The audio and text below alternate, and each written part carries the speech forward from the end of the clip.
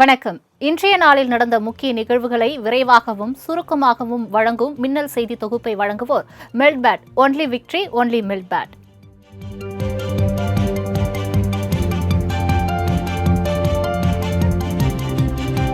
அண்ணா பல்கலைக்கழக மாணவி பாலியல் வன்கொடுமை விவகாரத்தில் ஞானசேகரன் மீது குண்டர் சட்டம் பாய்ந்தது. அண்ணா பல்கலைக்கழக வளாகத்தில் மாணவி பாலியல் வன்கொடுமை செய்யப்பட்ட வழக்கில் ஞானசேகரன் என்பவர் கைது செய்யப்பட்டுள்ளார். இது தொடர்பாக சிறப்பு புலனாய்வு குழு விசாரணை மேற்கொண்டு வருகிறது.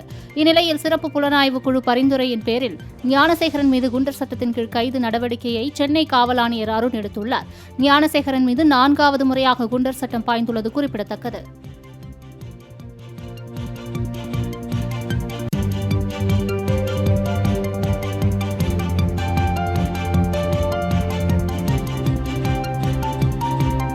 தமிழக சட்டப்பேரவையின் இந்த ஆண்டுக்கான முதல் கூட்டத்தொடர் நாளை காலை 9:30 மணிக்கு தொடங்குகிறது. கடந்த 2 ஆண்டுகளாக தமிழக சட்டப்பேரவையில் ஆளுநர் தனது உரையை உரிய முறையில் வாசிக்காததால் சர்ச்சை ஏற்பட்டது. இந்த நிலையில் நாளை தமிழக ஆளுநர் RN ரவியின் உரையோடு சட்டப்பேரவை கூட்டமானது தொடங்க உள்ளது. இந்த கூட்டத்தொடரில் அண்ணா பல்கலைக்கழக மாணவி பாலியல் வன்கொடுமை விவகாரத்தை எதிர்க்கட்சிகள் தீவிரமாக கையில் எடுக்க வியூகம் அமைத்துள்ளதாக தெரிகிறது.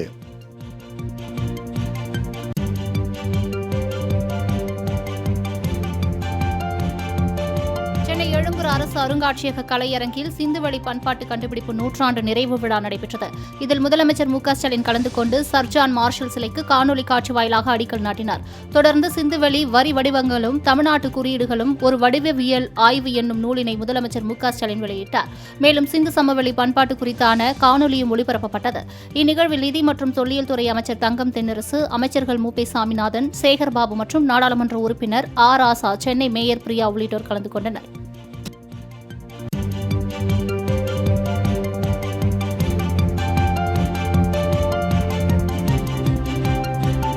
சிந்துவெளி எழுத்துக்களை வெளிக்கொண்டு வரும் தொல்லியல் அறிஞர்களுக்கு $1 மில்லியன் அமெரிக்க பரிசாக வழங்கப்படும் உள்ளிட்ட 3 அறிவிப்புகளை முதலமைச்சர் மு க ஸ்டாலின் வெளியிட்டார். சென்னையில் நடைபெற்ற விழாவில் பேசிய முதலமைச்சர் மு க ஸ்டாலின், சிந்துவெளி நாகரிக பண்பாட்டு விழா நடத்துவது அரசின் கடமை என்றார். சிந்துவெளி நாகரிகத்தின் குறியீடுகளும் தமிழ்நாட்டில் கிடைக்கப்பெற்ற குறியீடுகளும் 60 விழுக்காடு ஒரே தன்மையிலான குறியீடுகளாக காணப்படுகிறது என குறிப்பிட்ட முதலமைச்சர், சிந்துவெளி நாகரிக காலமும் தமிழ்நாடு இரும்பு காலமும் சமகாலம் என்பதை அறிவிப்பதில் பெருமகிழ்ச்சி அடைகிறேன் என தெரிவித்தார்.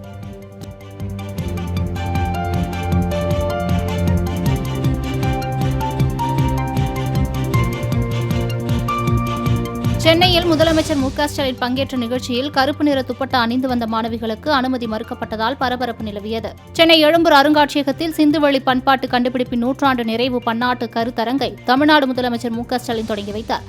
இதில் கருப்பு நிற துப்பட்டாவை அணிந்து வந்த மாணவிகளிடம் நிகழ்ச்சி தொடங்குவதற்கு முன்பாக துப்பட்டாவை வாங்கி வைத்து பின்னரே அனுமதிக்கப்பட்டனர். பின்னர் நிகழ்ச்சி முடிந்தவுடன் துப்பட்டாக்கள் உரிய மாணவிகளிடம் ஒப்படைக்கப்பட்டது.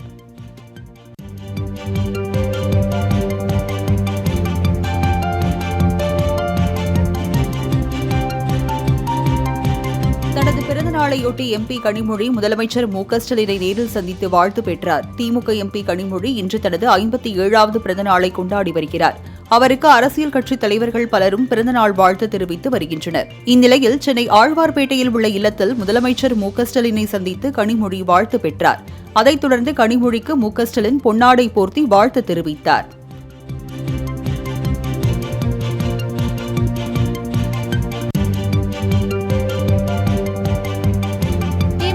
கனிமொழியின் பிறந்த நாளையொட்டி தமிழகம் முழுவதும் அவரது ஆதரவாளர்கள் ஒட்டியிருக்கும் சுவரொட்டிகள் அனைவரின் கவனத்தையும் ஈர்த்துகின்றன. திமுக துணை பொதுச் செயலாளரும் நாடாளுமன்ற உறுப்பினருமான கனிமொழி தனது 57வது பிறந்த நாளை இன்று கொண்டாடினார். இந்த நிலையில் கட்சியை வழிநடத்த ஆட்சிக்கு வழிகாட்டி என்ற வாசகத்துடன் திமுக கொடியுடன் கனிமொழி அண்ணா அறிவாலயத்திலிருந்து தமிழ்நாட்டு சட்டப்பேரவை நோக்கி தொண்டர்கள் மற்றும் பொதுமக்கள் புடைசூழ செல்வது போல சுவரொட்டியில் சித்தரிக்கப்பட்டுள்ளது.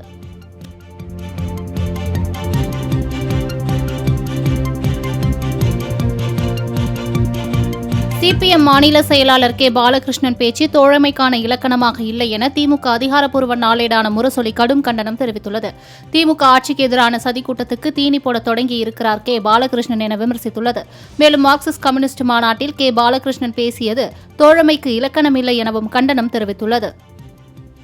முன்னதாக விழுப்புரத்தில் நடைபெற்ற மார்க்சிஸ்ட் கம்யூனிஸ்ட் மாநில மாநாட்டில் தமிழக நிகழ்வுகள் குறித்து CPM மாநில செயலாளர் கே. பாலகிருஷ்ணன் பல விமர்சனங்களை முன்வைத்த நிலையில் திமுக கண்டனம் தெரிவித்துள்ளது.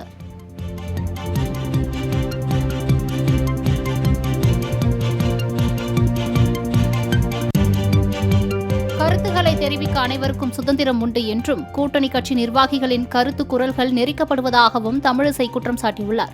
சென்னை பெருங்குடியில் பேசிய அவர், தமிழகத்தில் தமிழை வைத்து திமுகவினர் ஏமாற்றி வருவதாகவும் பொங்கல் பரிசோடு பணமும் வழங்க வேண்டும் எனவும் வலியுறுத்தினார். மேலும் அண்ணா பல்கலைக்கழக விவகாரத்தில் நடைபெற்ற விசாரணையை காவல்துறை மக்களுக்கு தெளிவுபடுத்த வேண்டும் என்றும் அவர் கேட்டுக் கொண்டார்.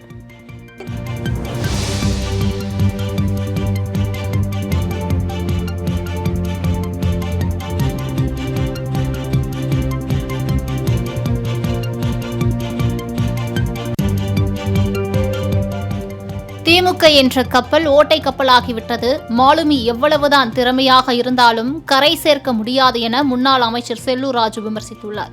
மதுரை மாவட்டம் புது விளாங்குடியில் தனது மகன் தமிழ்மணி அறக்கட்டளை சார்பில் இலவச கண் சிகிச்சை மற்றும் நலத்திட்ட உதவிகளை வழங்கிய பின் செய்தியாளர்களை சந்தித்த அவர் இதனை தெரிவித்தார். மேலும் திமுக கூட்டணியில் பயணம் செய்பவர்கள் மக்களின் எதிர்ப்பலைகளை சந்திக்க வேண்டி இருக்கும் என்றும், திமுக என்னும் கப்பலில் மாலுமிக்கு திறமை இல்லாததால் கவிழ்ந்து விடுமோ என்ற அச்சத்தில் கூட்டணி கட்சிகள் குரல் எழுப்புவதாக விமர்சனம் செய்தார்.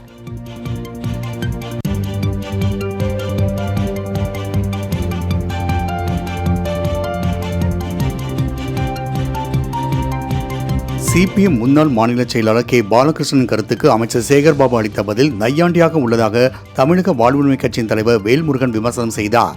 சென்னை விமான நிலையத்தில் செய்தியாளர்கள் சந்தித்த அவர் இதனை தெரிவித்தார்.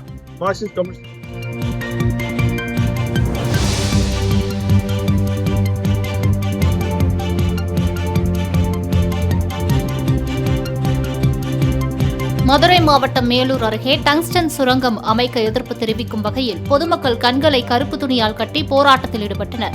அரிட்டாப்பட்டியில் டங்ஸ்டன் சுரங்கம் அமைக்க மத்திய அரசு திட்டமிட்டு இதற்கான உரிமம் இந்துஸ்தான் நிறுவனத்திற்கு வழங்கப்பட்டுள்ளது. இந்நிலையில் இந்த திட்டத்தை ரத்து செய்ய கோரி கிராம மக்கள் கடந்த 60 நாட்களுக்கு மேலாக பல்வேறு போராட்டங்களை நடத்தி வருகின்றனர். அந்த வகையில் தும்பைப்பட்டி கிராமத்தில் பொதுமக்கள் கண்களை கருப்பு துணியால் கட்டிக்கொண்டு கண்டன கோஷங்களை எழுப்பினர்.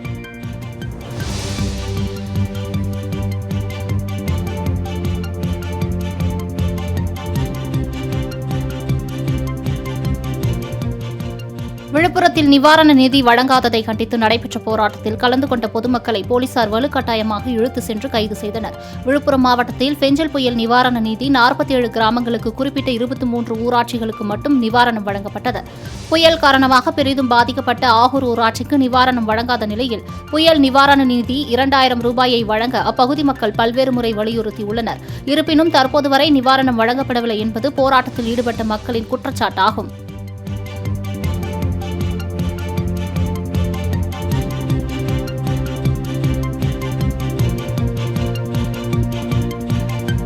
சாதியை காரணம் காட்டி மக்கள் பணி செய்ய விடாமல் தடுத்து நிறுத்துவதாக தூத்துக்குடி மேல அரசரடி பஞ்சாயத்து தலைவர் ரோகிணிராஜ் புகார் அளித்துள்ளார். தூத்துக்குடி அருகே புளியமரத்து அரசரடி பகுதிக்கு தண்ணீர் கொண்டு செல்லும் வகையில் மேல அரசரடி பகுதியில் போடப்பட்டுள்ள ஆழ்துளை குழாய் கிணற்றில் மோட்டார் அமைக்கும் பணிகள் நடைபெற்றன. இதற்கு எதிர்ப்பு தெரிவித்து அப்பகுதி மக்கள் வாக்குவாதத்தில் ஈடுபட்டதால் பணிகள் பாதியில் நிறுத்தப்பட்டது. இதுகுறித்து செய்தியாளர்களை சந்தித்த ஊராட்சி தலைவர் ரோகிணிராஜ், தீண்டாமை உணர்வோடு சிலர் புளியமரத்து அரசரடி பகுதிக்கு தண்ணீர் கொண்டு செல்ல விடாமல் இத்திட்டத்தை தடுத்து வருவதாக குற்றம் சாட்டினார்.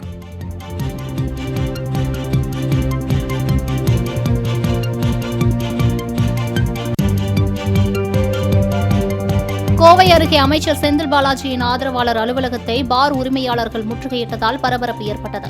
அமைச்சர் செந்தில் பாலாஜியின் ஆதரவாளர் என்று கூறப்படும் ஈஸ்வரமூர்த்தி என்பவர் தனது அடியாட்கள் மூலம் அரசு மதுபான கடை பார் உரிமையாளர்களை மிரட்டி வசூல் வேட்டையில் ஈடுபடுவதாக புகார் எழுந்துள்ளது. பாருக்கு மாதம் 2 முதல் 3 லட்சம் ரூபாய் வரை மிரட்டி கட்டாய வசூலில் ஈடுபடுவதோடு பார் உரிமையாளர்களை தகாத வார்த்தைகளால் மிரட்டுவதாக கூறப்படுகிறது.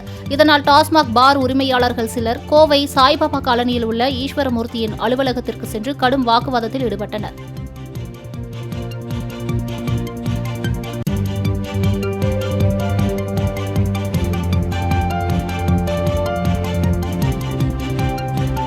மதுரை அருகே தடையை மீறி ஆர்ப்பாட்டத்தில் ஈடுபட்ட ஜமாத் மற்றும் பள்ளிவாசல் கமிட்டி நிர்வாகிகளை போலீசார் கைது செய்தனர். திருப்பரங்குன்றத்தில் மலைமேல் தொழுகை நடத்தவும் கந்தூரி விழா நடைபெற வேண்டியும் சிக்கந்தர் பள்ளிவாசல் கமிட்டி மற்றும் ஐக்கிய ஜமாத் அமைப்பினர் ஆர்ப்பாட்டத்தில் ஈடுபட முயன்றனர். முன்னதாக ஆர்ப்பாட்டத்திற்கு போலீசார் மறுப்பு தெரிவித்திருந்த நிலையில் தடையை மீறி ஆர்ப்பாட்டத்தில் ஈடுபட முயன்றோரை போலீசார் கைது செய்தனர். அப்போது ஆர்ப்பாட்டக்காரர்களுக்கும் போலீசாருக்கும் இடையே தள்ளுமுள்ளு ஏற்பட்டதால் பரபரப்பு நிலவியது.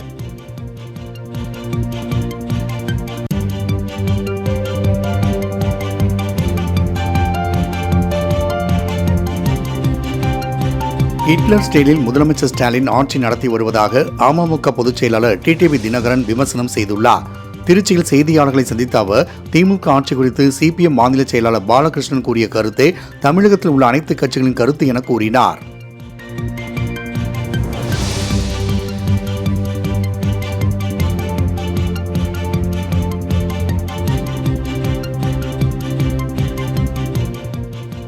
அமைச்சர் துரைமுருகன் வீட்டில் அமலாக்கத்துறை காலதாமதமாக சோதனை நடத்தியுள்ளதாக பிரேமலதா விஜயகாந்த் விமர்சித்துள்ளார். தேமுதிக பொதுச் செயலாளர் பிரேமலதா விஜயகாந்த் திருவண்ணாமலை அண்ணாமலையார் கோவிலில் சாமி தரிசனம் செய்தார். பின்னர் செய்தியாளர்களிடம் பேசிய அவர் தமிழகத்தில் சிறு குழந்தை முதல் மூதாட்டிகள் வரை யாருக்கும் எவ்வித பாதுகாப்பும் இல்லை என குற்றம் சாட்டினார்.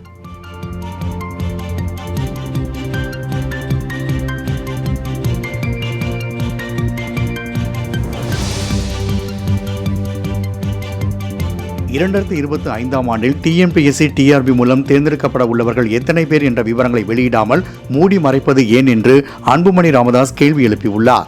இது தொடர்பாக அவர் வெளியிட்டுள்ள அறிக்கையில் அரசு பணிகள் குறித்த அறிவிப்புகளுக்கு 1 கோடிக்கும் கூடுதலான இளைஞர்கள் காத்திருக்கும் நிலையில் அரசு பணிகள் குறித்த விவரங்களை அரசு திட்டமிட்டே வெளியிடாமல் தவிர்ப்பது கண்டிக்கத்தக்கது என்று கூறியுள்ளார். மேலும் நடப்பாண்டிற்கான ஆழ்தேர்வு அறிவிக்கை திட்டத்தை உடனடியாக வெளியிட வேண்டும் என்றும் வலியுறுத்தியுள்ளார்.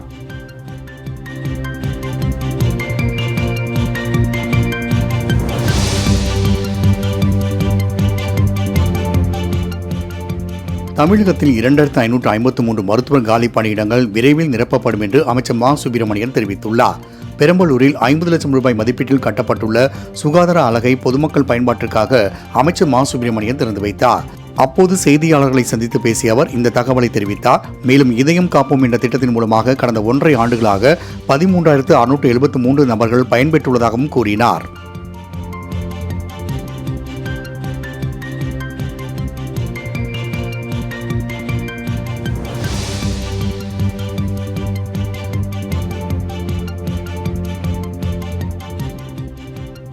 விழுப்புரத்தில் நடைபெற்ற மார்க்சிஸ்ட் கம்யூனிஸ்ட் கட்சியின் 24வது மாநில மாநாட்டில் புதிய மாநில செயலாளராக பே. சண்முகம் தேர்வு செய்யப்பட்டுள்ளார். அக்கட்சியின் மாநில செயலாளர் கே. பாலகிருஷ்ணனின் பதவிக்காலம் நிறைவடைந்ததை அடுத்து புதிய செயலாளராக பே. சண்முகம் ஒருமனதாக தேர்வு செய்யப்பட்டார். அப்போது செய்தியாளர்களை சந்தித்த அவர் மாநாட்டில் பல்வேறு தீர்மானங்கள் நிறைவேற்றப்பட்டுள்ளதாகவும் மதவெறி சக்திகளை எதிர்ப்பதில் திமுகவோடு மார்க்சிஸ்ட் கம்யூனிஸ்ட் கட்சி தொடர்ந்து பயணிக்கும் என்றும் தெரிவித்துள்ளார்.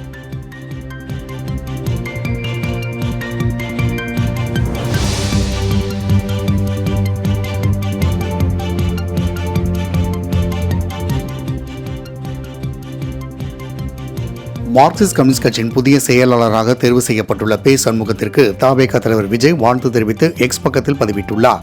அதில் மார்க்சிஸ்ட் கம்யூனிஸ்ட் கட்சியின் புதிய மாநில செயலாளராக தேர்வு செய்யப்பட்டுள்ள தோழர் பே. சண்முகத்திற்கு மனமார்ந்த வாழ்த்துகள் என்றும் பொது உடைமை பாதையிலும் ஏழை எளிய மக்களுக்காக பல்வேறு போராட்டங்களை முன்னெடுத்து போற்றுதலுக்குரிய தங்களின் பணி வரும் காலங்களிலும் சமரசமின்றி தொடரட்டும் என்று பதிவிட்டுள்ளார்.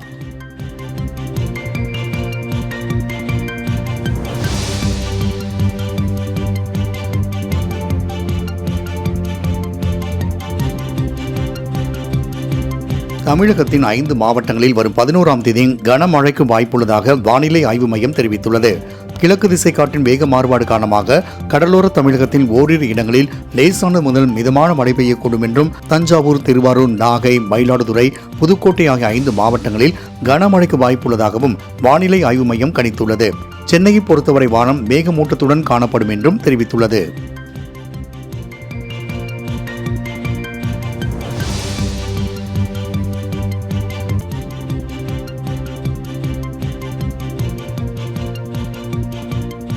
டெல்லி சட்டசபை தேர்தலில் பாஜகவுக்கு மக்கள் ஆதரவளிக்க தயாராகி வருவதாக பிரதமர் மோடி தெரிவித்துள்ளார்.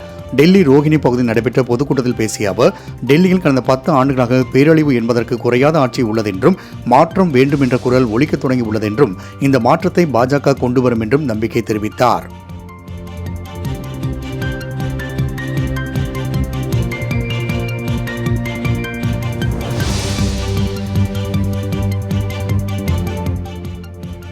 குஜராத் மாநிலம் போர்பந்தரில் இந்திய கடலோர காவல்படைக்கு சொந்தமான ஹெலிகாப்டர் நொறுங்கி விழுந்து விபத்தில் சிக்கியது. இந்த விபத்தில் கடலோர காவல்படை சேர்ந்த 3 வீரர்கள் உயிரிழந்துள்ளனர். போர்பந்தரில் வழக்கமான பயிற்சியில் ஈடுபட்ட போது எதிர்பார்த்த விதமாக ஹெலிகாப்டர் நொறுங்கி விழுந்ததாக கூறப்படுகிறது. இந்த விபத்து குறித்து தகவல் அறிந்து வந்த தீயணைப்பு வீரர்கள் மீட்பு பணியில் ஈடுபட்டனர். மேலும் இந்த விபத்து குறித்து உயர்மட்ட குழு விசாரணைக்கு உத்தரவிடப்பட்டுள்ளது.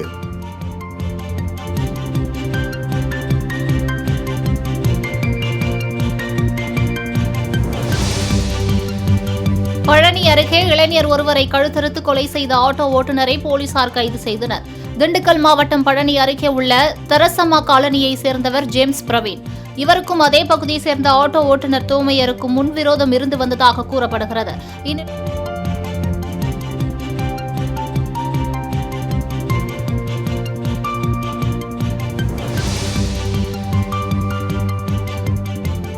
மதுரையில் உலக புகழ்பெற்ற ஜல்லிக்கட்டு போட்டிகளுக்கான ஆன்லைன் முன்பதிவு நாளை தொடங்க உள்ளது.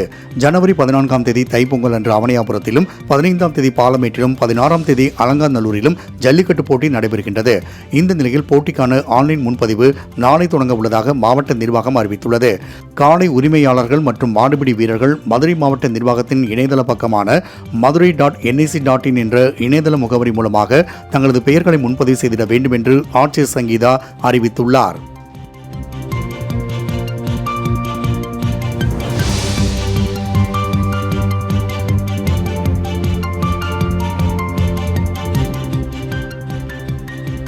சென்னையில் பிரம்மாண்டமாக நடைபெற்ற வீதி விருது விழாவினில் 1000க்கும் மேற்பட்ட நாட்டுப்புற கலைஞர்கள் கலந்து கொண்டனர். நாட்டுப்புற கலைகளை பறைசாற்றும் வகையில் மாற்று ஊடக மையம் சார்பில் ஒவ்வொரு ஆண்டும் வீதி விருது வழங்கும் விழா நடைபெறுவது வழக்கம்.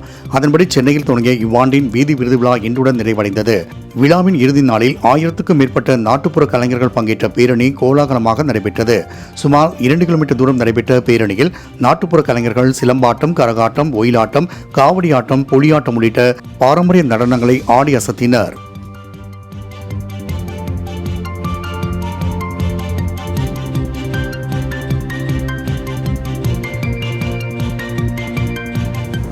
வார விடுமுறை முன்னிட்டு சென்னையில் நடைபெற்று வரும் 4ஆம் ஆண்டு மலர் கண்காட்சியை பொதுமக்கள் குடும்பத்தினருடன் கண்டுகளித்தனர்.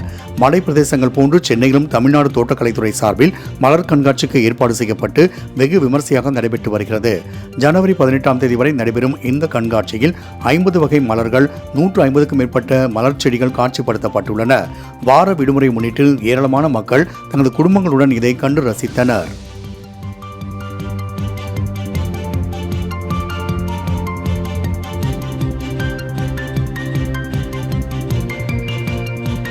கோவையில் நடைபெற்ற ஹாப்பி ஸ்ட்ரீட் நிகழ்ச்சியில் ஆடல் பாடல் என இல்லாமல் புதுமையான பல நிகழ்ச்சிகள் இடம்பெற்றன. கோவை மாவட்டம் ஆர்எஸ்புரத்தில் கடந்த 5 வாரங்களாக நடைபெற்று வந்த ஹாப்பி ஸ்ட்ரீட் நிகழ்ச்சி 6வது வாரமாக இன்று கொடிசியா வளாகத்தில் நடைபெற்றது. ஆர்எஸ்புரத்தில் இருப்பது போலவே அனைத்து நிகழ்ச்சிகளும் இடம்பெற்றன. மேலும் நூற்றுக்கணக்கான மக்கள் கலந்து கொண்டு ஆடல் பாடல் என கொண்டாடி மகிழ்ந்தனர்.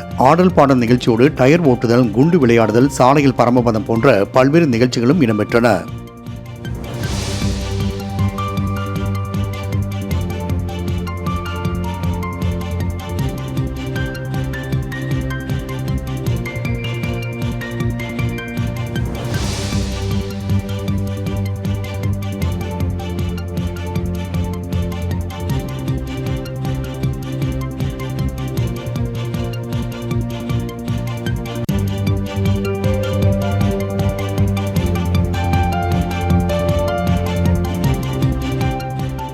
பாண்டிச்சேரி செல்லும் அரசு பேருந்தில் மாமல்லபுரம் செல்ல ஏறிய பயணிகளை வலுக்கட்டாயமாக இறக்கிவிட்ட நடத்துனரின் வீடியோ வைரலாகி வருகிறது. கிண்டியிலிருந்து புதுச்சேரி செல்ல காத்திருந்த அரசு விரைவு பேருந்தில் முதியோர்கள், கர்ப்பிணிகள், குழந்தைகள் என ஏராளமானோர் ஏறினர். அப்போது நடத்துனர் மாமல்லபுரத்தில் நிற்காது என கூறி அவர்களை வலுக்கட்டாயமாக இறக்கியுள்ளார். இதை வீடியோ எடுத்த பயணி ஒருவரை எடு நல்லா எடு என ஆணவத்தோடு பேசி சீப்பில் தலைவாரி வீடியோவுக்கு போஸ்ட் கொடுத்த நடத்துனரின் காட்சி வைரலாகி வருகிறது.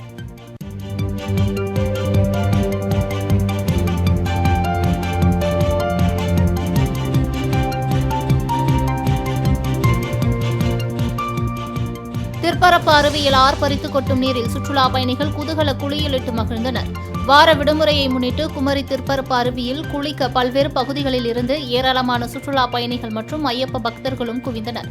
சுட்டெரிக்கும் வெயிலையும் பொருட்படுத்தாமல் அருவியில் கொட்டும் தண்ணீரில் நீண்ட நேரம் நீராடி மகிழ்ந்தனர். மேலும் சிறுவர் பூங்காவிற்கு சென்று குழந்தைகளுடன் விளையாடி மகிழ்ந்து செல்கின்றனர்.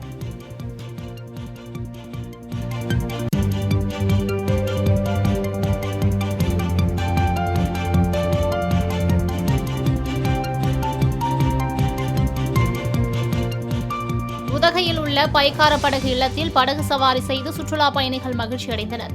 வார விடுமுறையை முன்னிட்டு நீலகிரி மாவட்டம் உதகை சுற்றுலா தளங்களில் சுற்றுலா பயணிகள் குவிந்தனர். குறிப்பாக பைக்கார படகு இல்லத்தில் சுற்றுலா பயணிகளின் கூட்டம் அதிகரித்து காணப்பட்டது. அங்கு அதிவிரைவு படகு, மோட்டார் படகு, ஸ்கூட்டி, போட் உள்ளிட்ட படகுகளில் சவாரி செய்தவாறு இயற்கை காட்சிகளை சுற்றுலா பயணிகள் கண்டு ரசித்தனர்.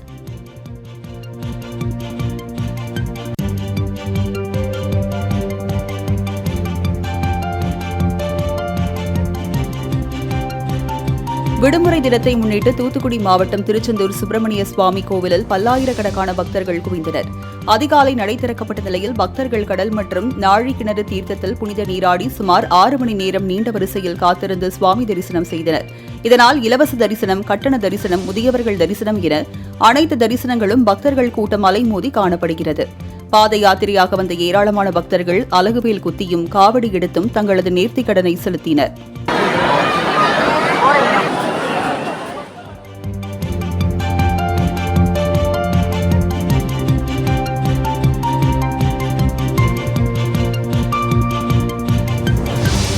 போரூர் அருகே ஆன்லைன் மூலம் ஆர்டர் செய்த உணவில் புழுக்கள் கண்டெடுக்கப்பட்ட சம்பவம் அதிர்ச்சியை ஏற்படுத்தியுள்ளது.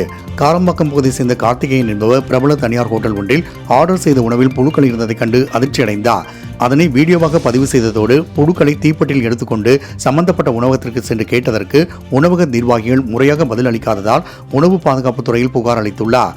இந்நிலையில் சம்பந்தப்பட்ட உணவகத்தில் அதிகாரி செந்தில்குமார் தலைமையில் ஆய்வு மேற்கொள்ளப்பட்டது. மேலும் உணவுகள், இறைச்சிகள் தர பரிசோதனைக்கு அனுப்பப்பட்டுள்ளதாகவும் தெரிவிக்கப்பட்டுள்ளது.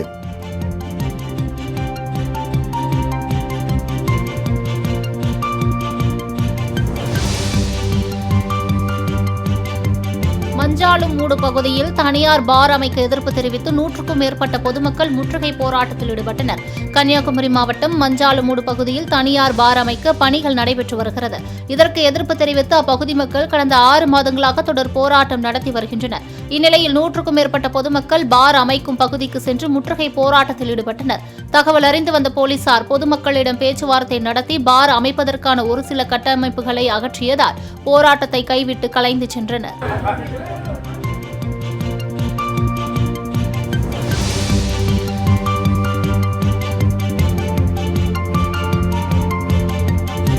சென்னை கடற்கரையிலிருந்து பல்லாவரம் நோக்கி சென்ற மின்சார ரயில் சிக்னல் இன்றி பாதையில் நிறுத்தப்பட்டதால் பயணிகள் கடும் அவதிக்குள்ளாகினர்.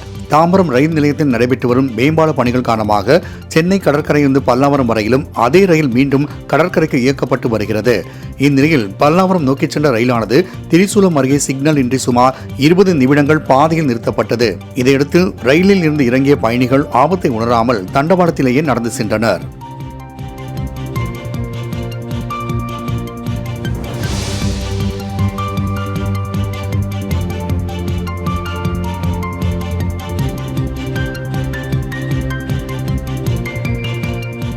வார விடுமுறை முன்னிட்டு தாம்பரம் ஜிஎஸ்டி சாலையில் கடும் போக்குவரத்து நெரிசல் ஏற்பட்டுள்ளது.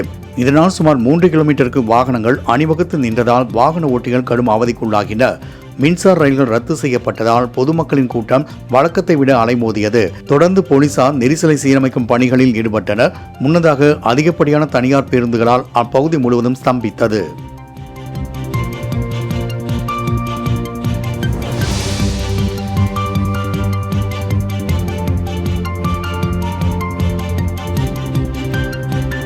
ஆர்எஸ் மங்கலம் ஆரம்ப சுகாதார நிலையத்தில் சிகிச்சை அளிக்க மருத்துவர் இல்லாததால் மின்சாரம் தாக்கிய இளைஞர் உயிரிழந்த சம்பவம் அதிர்ச்சியை ஏற்படுத்தியுள்ளது.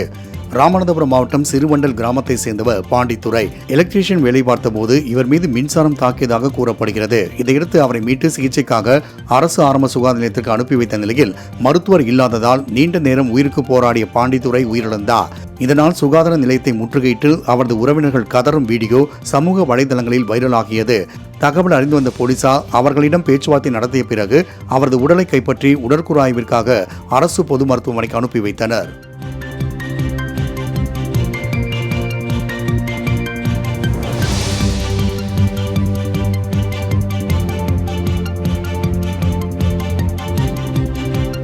புதுச்சேரியில் கோவிலில் கைவரிசை காட்டிய நபரை போலீசார் கைது செய்து சிறையில் அடைத்தனர். கருவடிக்குப்பம் பகுதியில் மேல்மருவத்தூர் ஆதிபராசக்தியின் சித்தர் பீடம் கோவில் பூட்டை உடைத்து மர்ம நபர்கள் சிலர் கொள்ளையில் ஈடுபட்டுள்ளனர். இதுகுறித்து கோவில் தலைவர் சண்முகப்பிரியா அளித்த புகாரின் அடிப்படையில் போலீசார் விசாரணை மேற்கொண்டனர். அங்கிருந்த சிசிடிவி காட்சிகளை ஆய்வு செய்த போலீசார் கொள்ளை சம்பவத்தில் ஈடுபட்ட இளைஞர்களில் ஒருவரை கைது செய்ததுடன் கொள்ளையடித்த பித்தளை பூஜை பொருட்களை பறிமுதல் செய்தனர்.